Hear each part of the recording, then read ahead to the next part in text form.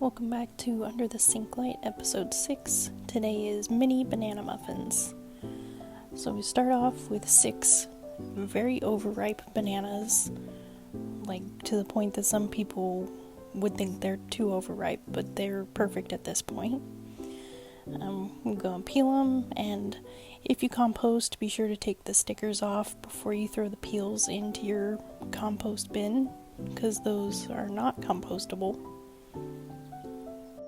Also, since we're right at the beginning, go ahead and preheat your oven to 350 degrees Fahrenheit.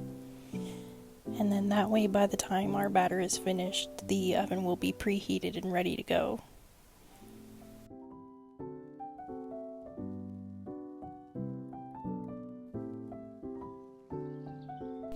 So there's all of our bananas. We're going to mash them up. I like to use a fork for this. You can also use like a potato masher, or if it doesn't make you squeamish, you can use your hands. And then once that's mashed, we're going to do a half a cup of unsweetened applesauce.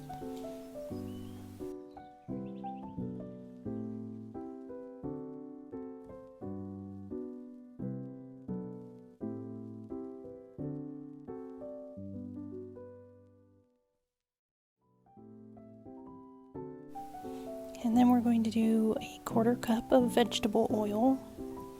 You can also use canola oil or coconut oil if you prefer.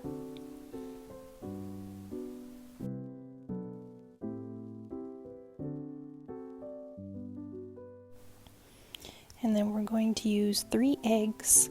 These ones are local farm eggs, so that's why they're different colors.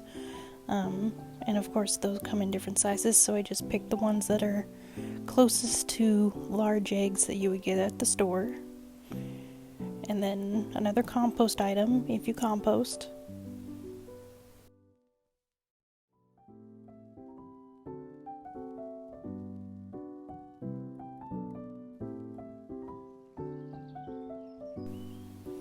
And then we're going to do 1 teaspoon of salt.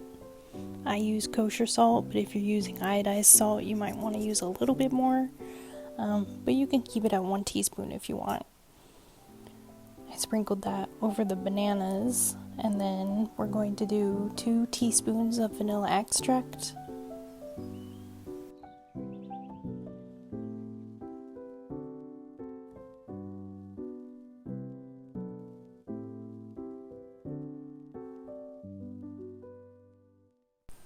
And then once all of that is in the measuring cup, I just add it to the bananas, and I'm going to mix this up separately as the wet ingredients so that it can get well incorporated.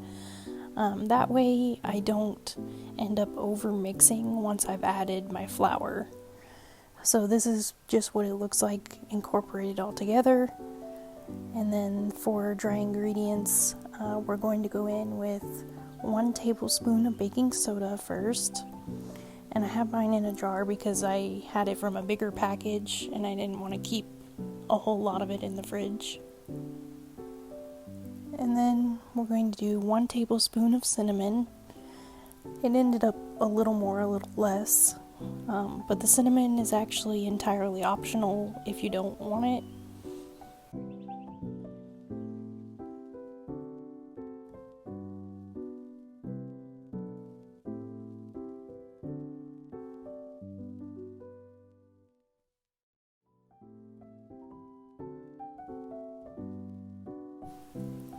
And then we're going in with white granulated sugar. It's going to be 1.5 cups. You can replace half of the white sugar with brown sugar if you prefer. I don't really have any brown sugar right now, so I did all white sugar, but the recipe comes out great either way. And then after the sugar, I do mix it again. Technically this is all still kind of wet ingredients, just because, like I said before, I don't want to end up over mixing once I have that flour in, just because it'll make the end result really tough.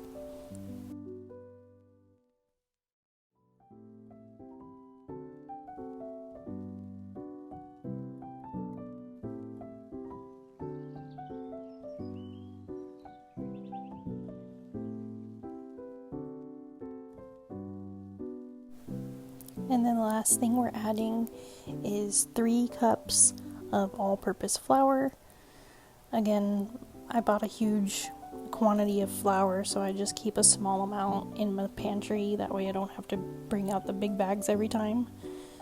And then, to be honest, I could have used a bigger bowl. I could have used a whisk. It would have made this a lot easier to mix up.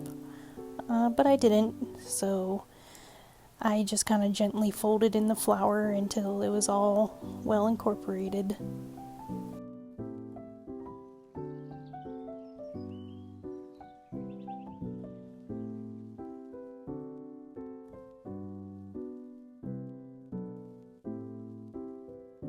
And then we pull out our handy dandy mini muffin pan and our cooking spray. We just spray every little cup and then do a scoop in each. This is a 1 ounce drop scoop, or that would be about 2 tablespoons in each little cup.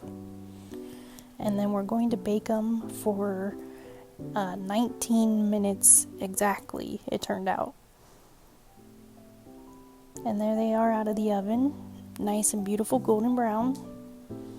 And then after it cools, you can just kind of give them a little twist to get them off the edges, and then they come right out. This first one didn't like me. There was a chunk of banana at the bottom, but who's gonna know? And then the rest of them came out super easy. You just give them a little twist and they pop right out. But that's all there is to it. I ended up doing like 3 rounds of this plus like 4 extra, so it made 76. I hope you enjoy, and here's that recipe for you. And thanks for watching.